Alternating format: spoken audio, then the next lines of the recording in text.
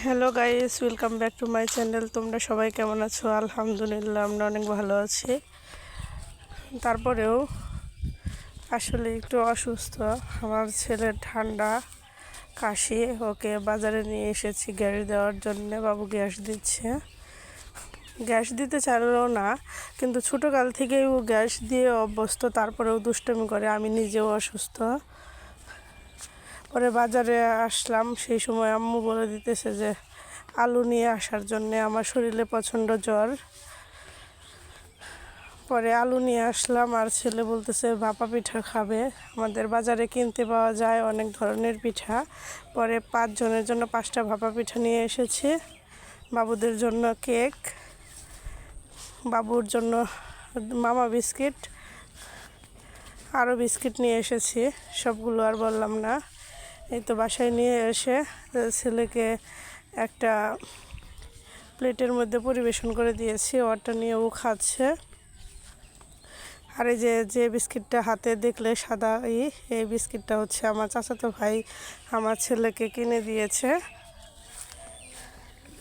যাই হোক, অনেক অসুস্থ থাকার কারণে রান্নাবান্নার ভিডিওগুলো করে আর ওইভাবে দিতে পারতেছি না। ভাবলাম যে ভিডিও না দিলে কেমন হয়, সেই জন্য ভিডিওগুলো কন্টিনিউ করার জন্য এরকম করলাম। যাই হোক, বাজার থেকে ওষুধগুলোও নিয়ে এসেছি। আমার ছেলের জন্য হিস্টাল, ঠান্ডা লেগেছে, এই সিরাপ। আর আমার তো জ্বর, ঠান্ডা, গলা ব্যথা, তাই ডাক্তার এই ওষুধগুলো আমাকে দিয়েছে। জাস্ট এগুলো ফার্মেসির থেকে নিয়ে এসেছি। এই আলুগুলো আমি জায়গা মতো নিয়ে রেখে দিলাম। যাই হোক, ভালো লাগতেছে না, কি আর করবো। ছেলেকে হালকা পাতলা কিছু খাবার দিয়ে দিয়েছি। আমার ছেলে বেশি ঝাল খায় না, তাই ওর জন্য প্রত্যেকবার খাবার রান্না করার সময় ঝাল কমিয়ে রান্না করতে হয়। আর তা না হলে যখন সময়ের স্বল্পতার কারণে আলাদা করে রান্না করতে না পারি, সেই সময় দেখা যায় যে আমাদের রান্না করা তরকারি থেকে মানে মাছ বা সবজি যাই দিই না কেন, মাংস যাই দিই না কেন, সেগুলো একটু পানি দিয়ে ধুয়ে তারপরে দিতে হয়। আমার ছেলে এই যে গামছা দিয়ে হিজাব বানিয়েছে। ও সব সময় হচ্ছে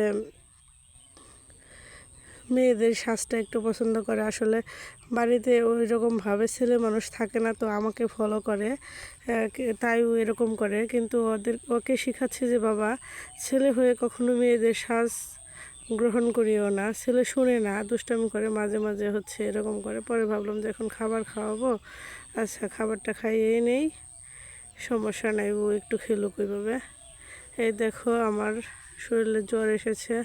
জ্বরটা সবে মাত্র, খুব বেশি না, কেবল 100.8 গিয়েছে।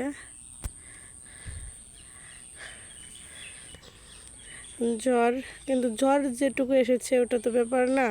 এটুকু জ্বরে আমার কোনো কিছু হতো না, কিন্তু সমস্যাটা হয়ে গিয়েছে প্রচণ্ড গলা ব্যথা। গলা ব্যথায় আমি ডুক চিপতে পারতেছি না, খাবার খাইতে পারতেছি না। সমস্যা, ছেলেকে ভালোভাবে আজকে পড়াতেও পারলাম না। খালি পড়ার অভ্যাসটা রাখার জন্যে দিনে 3 বার একটু বই খাতা দিয়েছিলাম যে ও যেটুকু করে করুক, কিন্তু আমি ওইভাবে পড়াতে পারিনি। আমার ছেলে, আমি সবসময় ওষুধ খাওয়ার সময় যদি খেতে যাই, তাহলে আমার ছেলে কী করে, ওর বায়না হচ্ছে ওষুধটা খুলে ওই খাইয়ে দিবে।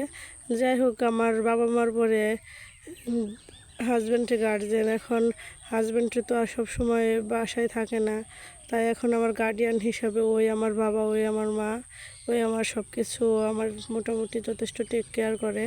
ওর বয়স মাত্র 4 বছর 3 মাস। যাই হোক, ওষুধ খাওয়ানোর সময় ওষুধ ওই খাইয়ে দিবে। যদি ওর হাত দিয়ে ওষুধ না খায়, তাহলে ও কান্নাকাটি করে। তোমরা যারা এই ভিডিওটা দেখতেছো, তারা কেউ কিছু মনে করো না। আসলে আমি ওইভাবে রান্নাবান্না করতে পারতেছি না, আমার শরীরটা অনেক খারাপ। যাই হোক, আমি বাবার বাড়িতে, শ্বশুর বাড়িতে থাকলে তো শাশুড়ি শরীর যতই খারাপ থাকুক না কেন, কাজ করতেই হবে, ওটা আর মাপ নাই। খাবো, রান্না করে খেতে হবে না। যাই হোক, ভালো থাকো, পাশে থাকো, আল্লাহ হাফেজ।